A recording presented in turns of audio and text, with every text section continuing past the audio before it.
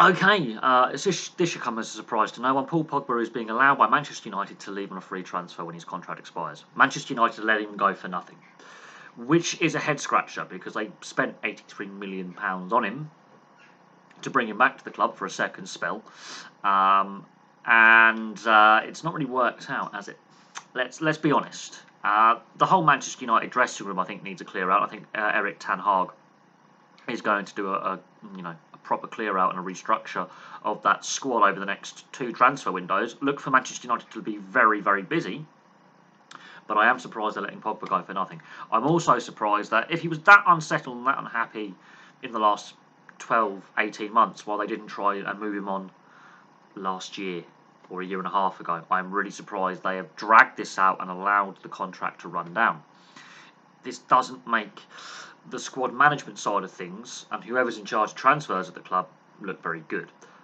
But we've been saying this for years, even as neutrals such as myself. But the Paul Pogba story starts when he's 16, in a footballing sense as a professional. So he's brought over from France as a 16-year-old. He signs his first senior contract with the club. He only makes a handful of appearances before he's moved on to Juventus in Serie A. And there were concerns about him back then.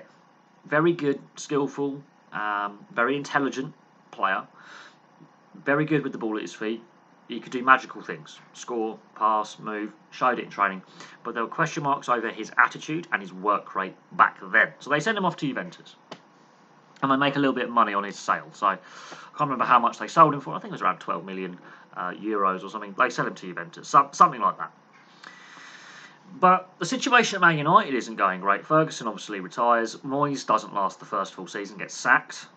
They should have given David Moyes time, or should have appointed Moyes maybe a bit later, perhaps. Was that the right time for David Moyes to be installed as manager? That's hypothetical. Doesn't work with Moyes. Van Gaal, it sort of stutters a little bit, although Van Gaal was a decent manager. Again, there were a lot of problems behind the scenes at Man United, and Van Gaal has been very, very critical of how the club is run off the field, which hampers how it's run on the field.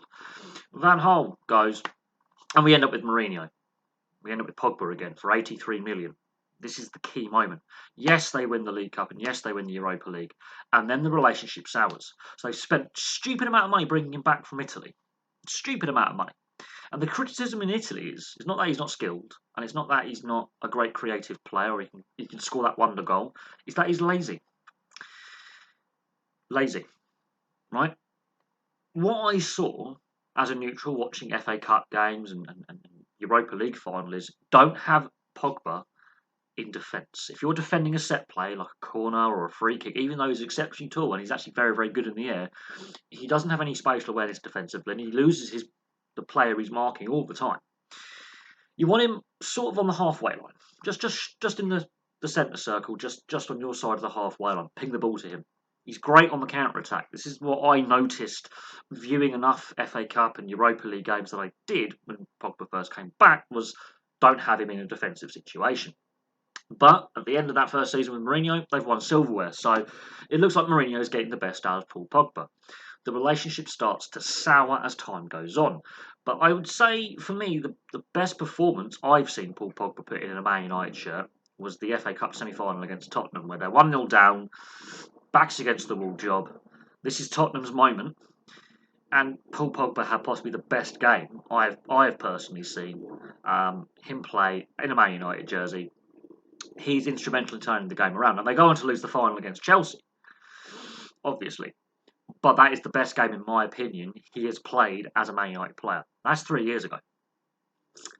Now, the relationship with Mourinho breaks down. There's dressing room unrest. The players basically go on strike, and Mourinho is sacked. Solskjaer comes in as interim. The players respond. And last season, okay, there's some ups and downs with Solskjaer, but they make the Europa League final against Villarreal, and they finished second in the league last season. So you're thinking, okay, Solskjaer might have actually started to somehow turn things around. It's not to last. Solskjaer gets sacked. And we can point and laugh at Ollie's at the wheel and all sorts of things. But ironically, Solskjaer in Norwegian football has actually been quite successful as manager. And people go, oh, it's only Norwegian football. It's beside the point. He's not an inexperienced manager. Okay, he didn't work at Cardiff, but he still managed to get this United side, with all the dysfunction around it, to a European final and second in the league. So what has happened from last season to this? Very similar to what happened with Mourinho. You go on from a European final, which they win, and a League Cup final, which they win, and an FA Cup final, which they lose. So there's 3 finals in there under Mourinho, and 1 final under Solskjaer. What's happened? It's almost a parallel situation with what happened with Mourinho. The players just stopped playing, and a big criticism coming out in the press and off the record is Pogba was part of the problem. Big ego, you know. And Ranić gets put in. So Solskjaer's sacked. They cart him off. Carrick does a few games as interim, and the performances improve somewhat. And then Carrick gives way to Ralf Ranić, the German genius, as he's labelled by the media. And Ranić is actually not a bad coach. The thing is, Ralf Ranić, and this is what I do not understand about Man United, was given that 6-month interim tag, and there was going to be a consultant. Interesting. It doesn't pan out well for Man United. They finished 6th with their lowest ever points total in the Premier League era since 1992. Now, they've had worse seasons than this. They were in the old Division 2 at one point, what is now the Championship, in the 70s and part of the 80s. So there were worse seasons than this for Man United in living memory for some people. And when Ferguson first took over in 1986, it was a lot worse than this. This is the problem when you get a club that's too used to winning and not used to difficult times and not being as good and going through that decline era where you've got to rebuild. And unfortunately, with the ownership they have, no manager's been really allowed to say, look, you've installed me, this is my plan, we have to rebuild this squad. It's going to take 3 to 5 years to really rotate things around, get the youth system working again. They haven't given any manager time to implement a rebuild. It's always stop-gapping things. So, and a lot of other players have already said, look, I'm not renewing my contract, I'm out. A lot of them are veteran players who've been here when times were good as well. So bear that in mind. And the Ralf Ranić situation, I think, has contributed to this. I think Ralf Ranić's statement basically throwing the club under the ownership under the bus, telling them, basically saying to Erik ten Hag, you're entering a shambles. Van Gaal has mentioned entering a shambles. Mourinho has entered, you're entering a shambles off the field. Erik ten Hag is going to have a very, very difficult time, I believe. I don't think it's going to be easy for Ten Hag. And obviously, he's given his first press conference. He stated when he had his first press conference, these are the players I'm building the core around. Pogba was not one of them. Obviously, he's installed as the new manager because the league season's over. He's obviously had a meeting with Pogba. Pogba's going. But what I find interesting is, yes, Pogba's been classed as that disruptive ego in the dressing room. You can argue on the pitch, he is lazy, he cannot defend, he cannot play the two-way game, which you have to these days. You have to be committed both ends of the field. And I do say this, people say he plays better for France than he does for Man United. Watch the Euros again last year. If you go back, you find the footage of the France games, he's terrible. There's flashes in there of Pogba, but he's bad. France are bad in general. Griezmann is their best player. And the difference in attitude and work rate is there for all to see 12 months ago. Griezmann's running all over the place. Pogba is disinterested, not really, putting the effort in. Work out that what you will. So where does Pogba end up? Or who's going to be wanting to pay his salary for a player that doesn't put the effort in, and his attitude? Where does he? What manager would want to work with him? Because, well, yes, he had a decent. Obviously, the success was there at Juventus, and they were the dominant Italian side. There were other players who I think contributed more to that team than Pogba. And he's gone to a less dominant side where there is clearly an extended rebuild in place, where there are issues off the field with the ownership and how the money's spent and the direction the club's taking. Does the club have an identity? But he hasn't helped his own case.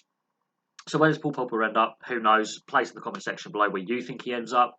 Could a club turn Pogba's attitude around? What club wants to take the risk with Pogba? Does he go back to French football? Does he go back to Italian football? Does he try his hand in Spain or Germany? What club is going to want to spend? It's the wages. It's not the fact they've got to pay a transfer fee. He's available for nothing. But what manager and what club would be willing to take on that baggage, which is Paul Pogba? There you go. I'm going to leave that there. Thank you very much for watching. More of a dissection of Paul Pogba. I could have gone into all the stats. He's had a lot of injuries as well, but he's only scored, I think, 30 odd goals in 200 odd appearances if you really want to get nerdy with the stats, which is not a good return for the money they've spent. And there's only been flashes in there under Mourinho and Solskjaer. Flashes.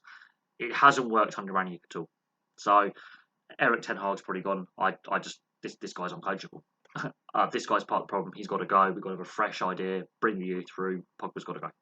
So there we go. I'm going to leave that there. Thank you very much for watching, and I'll have some more videos for you very, very soon.